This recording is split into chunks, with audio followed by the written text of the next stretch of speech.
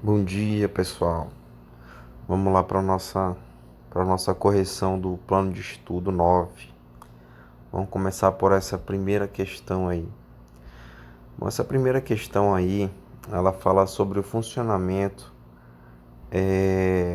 da força de suspensão, que da força de suspensão que ocorre nas asas do avião. Essa força de suspensão, gente, ela é sempre perpendicular às asas do avião. Agora, por que que o avião, quando ele vai fazer a curva, ele se inclina? Cara, ele se inclina pelo mesmo motivo, fisicamente falando, que um carro também de Fórmula 1 se inclina, só que tem alguns elementos diferentes, tá? Quando ele se inclina, algumas coisas não mudam, certo? O que é que não muda? O peso dele, ele sempre é para baixo em direção ao centro da Terra. Agora, a sustentação dele, a força de sustentação que o ar exerce sobre as asas, ela se inclina quando ele se inclina. Ela acompanha, isso é uma dica interessante no comando da questão, ela acompanha a inclinação, porque ela é ortogonal às asas, certo? Agora, vamos dar uma olhada o que a gente vai fazer com os vetores. Vamos colocar todos os elementos vetoriais aí no desenho. Tá? Eu fiz um esquema aqui pra gente. Lembrando que em toda curva eu tenho a ação da força centrípeta, tá? O que mantém ele em curva é a sua resultante centrípeta. Pois bem, como vocês podem olhar no esquema que eu fiz aí, eu desenhei um avião em forma de barra, certo? Inclinado. Não vou desenhar um avião, tá? Bom, é o seguinte, eu botei o vetor da força-peso aí, ó, em vermelhinho logo abaixo do avião, orientado diretamente para baixo, ok? Representei a força de sustentação lá em cima do avião perpendicular ao plano de suas asas. Bom, então eu tentei imaginar a visão de trás do avião fazendo a curva, certo? E botei a força centrípeta apontando para a esquerda, tá? Acompanhando a curva, tá? Força centrípeta sempre aponta para o centro da sua trajetória curva, ok?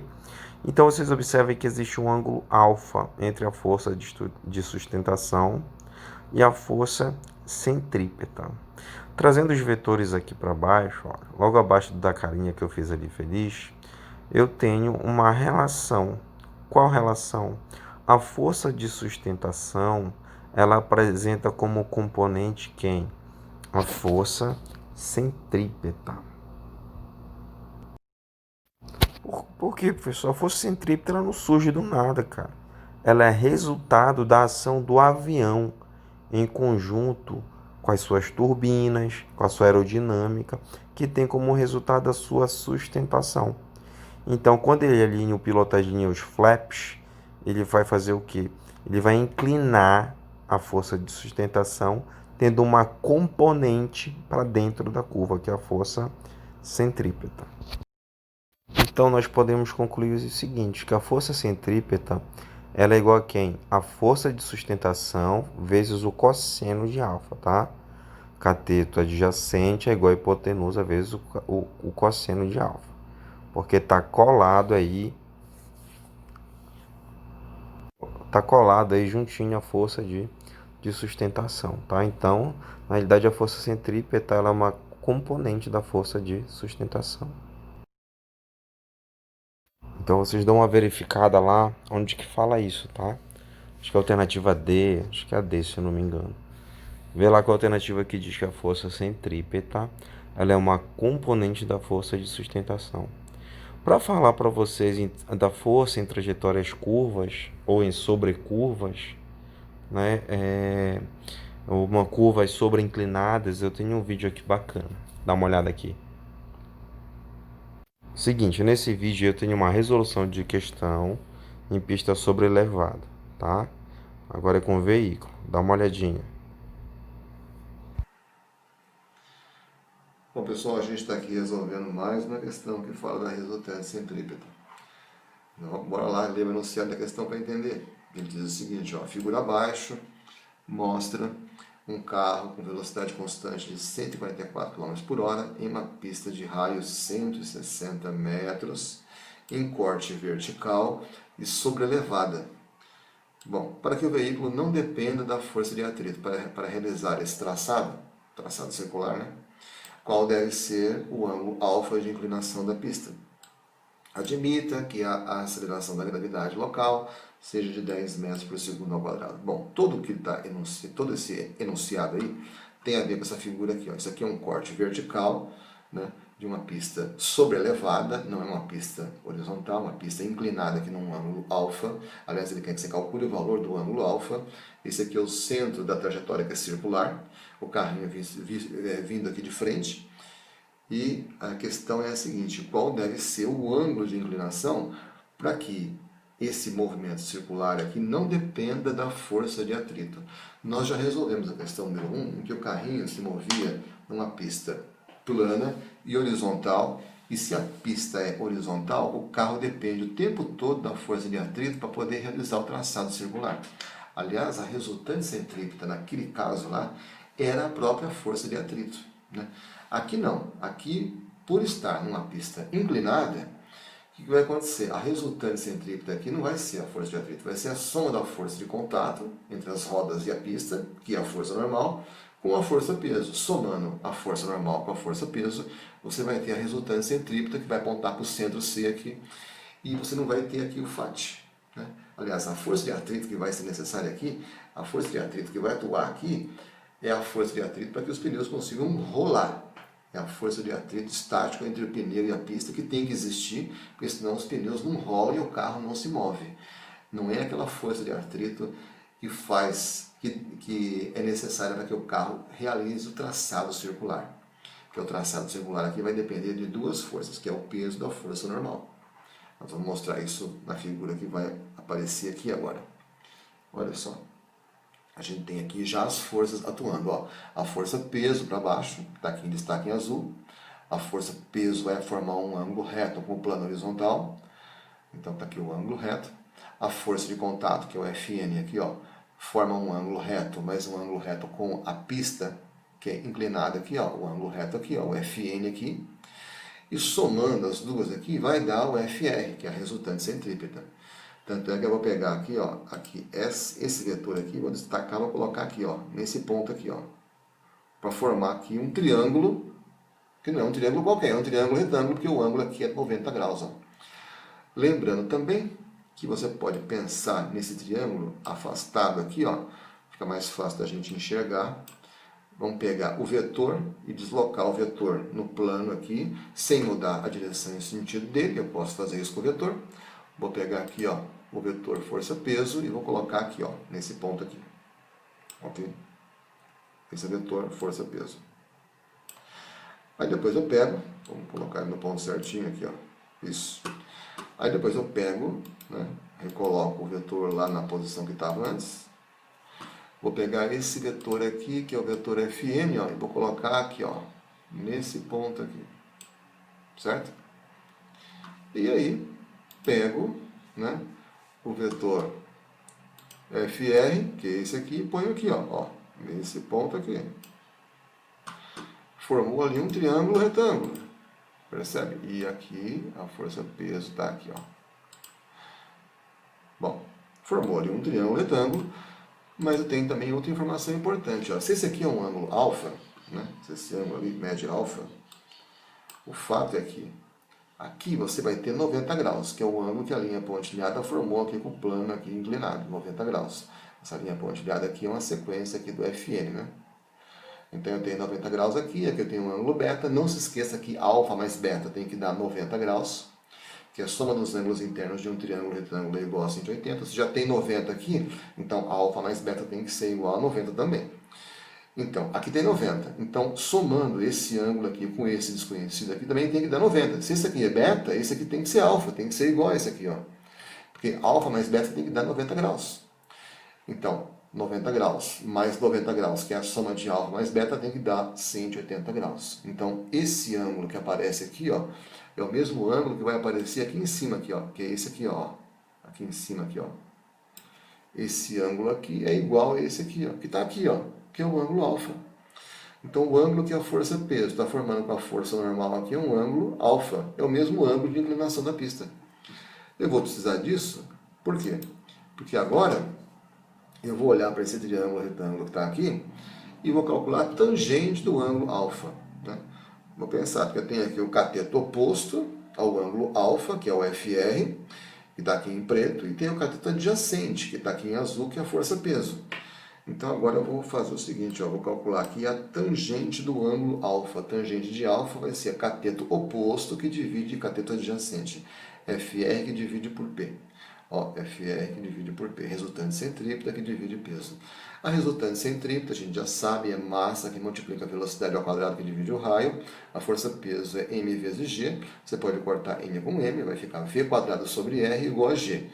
O g eu posso pôr g sobre 1, porque eu vou manter a fração de cima e vou multiplicar pela de baixo invertida, vai ficar 1 sobre g.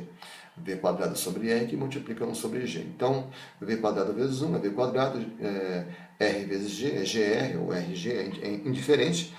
Essa aqui é a expressão, ó, a tangente do ângulo alfa é o quê? É v quadrado que divide por gr. E aí eu tenho, a velocidade é 144 km por hora, que eu vou dividir por 3,6 para transformar em metro por segundo.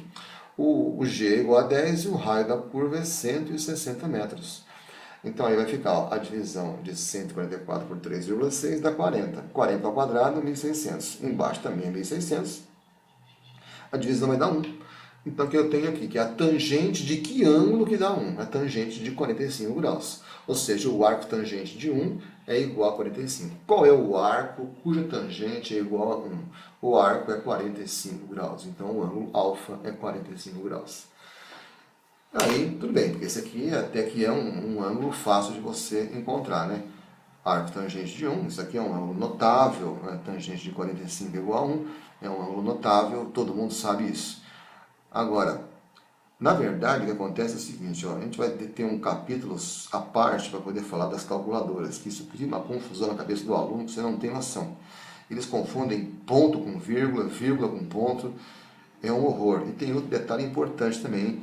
Tangente a menos 1 nas calculadoras não é arco tangente. Tangente a menos 1 é cotangente, não tem nada a ver com a função inversa da função tangente. A função inversa da função tangente é a função arco tangente. E lá é o inverso da função, né? O inverso da função é uma coisa, a função inversa é outra. O inverso da função tangente é a função cotangente. A função inversa da função tangente é a função arcotangente. Não tem nada uma coisa a ver com a outra. E as calculadoras confundem, é doidado isso aí. O ideal seria que na calculadora tivesse a função arcotangente. Aí ficaria tudo mais simples, né? Enfim, mas isso depois a gente explica com mais calma isso aí.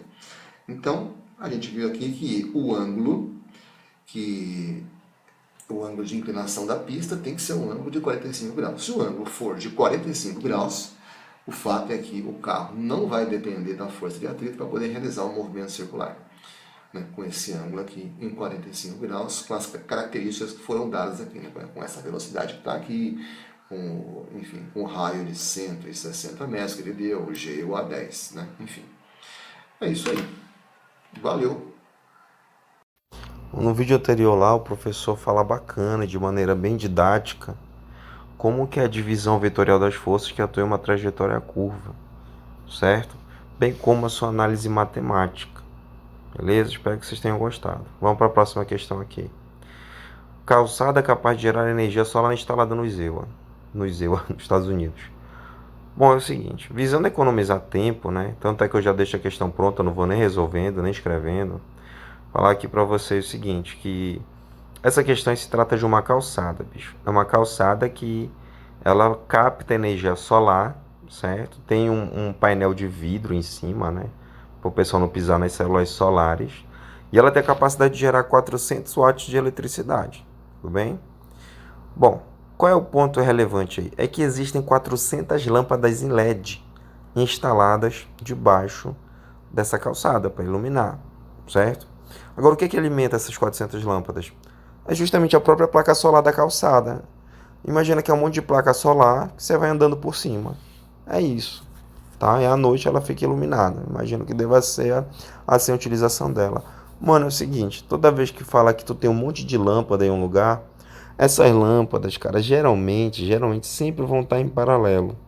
Por que que eu associo essas lâmpadas em paralelo? Mano, se eu pegar as lâmpadas aqui de casa e colocar elas em série, o que que vai acontecer com elas? Se estiverem conectadas em série, elas vão perder potência, tá? Ao invés da voltagem que elas foram feitas para funcionar ser de 110, vai caindo. Se forem duas, vai ficar. Se for 100 volts, por exemplo, foram feitas para funcionar, forem duas, fica 50 para cada. Se forem quatro, 25 volts para cada. Então elas vão perdendo potência. Ainda tem um detalhe: se queimar uma, queima todas, porque elas vão estar sobre o mesmo fio. Então, qualquer instalação elétrica, eu tenho que ter as minhas lâmpadas independentes associadas em paralelo. Beleza? E a voltagem é constante. Ele diz aí também no texto o seguinte, que a potência destinada ao funcionamento dessas lâmpadas é de 10% da capacidade total de geração das placas. A capacidade total é de 400 watts, então 10% é 40, tá? Então, 40 volts vão ser utilizados para as 400 lâmpadas, ok? Funcionarem uma voltagem constante de 2 volts, tá? Então vamos ver o esquema aqui.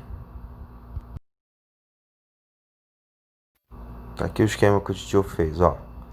Potência total 400 watts. 10% é utilizado para as lâmpadas, portanto a potência das lâmpadas é de 40 watts para as 400. Tá? Bom, a voltagem aplicada a elas vai ser de 2 volts. Então, para eu manter essa voltagem de 2 volts, eu fiz o arranjo aí de um circuito paralelo. Lógico que eu não ia escrever 400 lâmpadas aí, eu botei L1, L2, L3, L4, pontinho, pontinho, pontinho, L398, 399, 400. Né? 400 lâmpadas alinhadas em paralelo. Se eu tenho 40 watts para distribuir para as 400, vamos calcular aí abaixo, ó, a potência consumida por cada lâmpada. P' é igual a 40 watts por 400. Ou seja, cada lâmpada consome 0,1 watt, ok? Bom, o que o pinto faz? Pio, né? Então, como a potência P' de cada lâmpada é de 0,1 watts, então a minha corrente será de quanto se a voltagem para cada uma delas é de 2 volts? 2 volts passa dividindo, a corrente vai ser de 0,05 amperes. Só que o cara quer no comando da questão em miliampere. A resposta é miliampere. Como é que eu transformo de ampere para miliampere? Multiplico por 1000. De miliampere para ampere, divido por 1000. Beleza? Então, multiplicando em 0,05 por 1000, eu vou ter 50 miliampere. Tá? Portanto, a alternativa correta que diz que são de 50 miliamperes. Bora para a próxima. Galera, essa questão ela é bacana, cara. Ele fala essa questão que o animal mais veloz que tem é o ácaro. Mas assim, o que ele faz? Ele faz a distância que ele percorre em um segundo relacionada ao seu próprio tamanho. Ele diz aí que a distância que o ácaro percorre em um segundo é 322 vezes o seu próprio tamanho. O tamanho do seu corpo, desprezando o tamanho das patas. Por que ele fala isso? O que tu quer saber de pato? É importante. Você vai ver. Depois ele fala do outro animal aí, do besouro tigre, e fala do guepardo. Ele diz que a velocidade do guepardo é 16 vezes maior que o seu próprio tamanho, tá? É a distância que ele percorre em um segundo, que dá aproximadamente 95 km por hora. Então, o que ele quer saber em termos comparativos? Quem é que tem maior velocidade? O guepardo ou o ácaro? Lógico que é o guepardo, tá? Como assim, professor? Eu tenho que botar a velocidade do ácaro em quilômetro por hora. Tudo bem? Qual a distância que o ácaro percorre em uma hora? Para eu fazer a comparação, esses valores devem estar na mesma unidade. Ele quer que compare a velocidade do guepardo com a velocidade do ácaro em quilômetro por hora. Então, como é que eu faço para resolver isso aí? Bom, primeiro ponto, você tem que saber qual é a velocidade em quilômetro por hora do ácaro. E tem o desenho aí, né, tio? Ele não dá esse desenho aí com escala à toa, tá? Você observa que a bolinha, que é o corpo do ácaro, ela encaixa perfeitamente em um quadradinho aí. Você tem 10 divisões, em que essas 10 elas equivalem a 1 centímetro. Então, o tamanho do ácaro é de 0,1 centímetro, que é um espaçozinho desse aí. Olha o diagrama que o tio fez.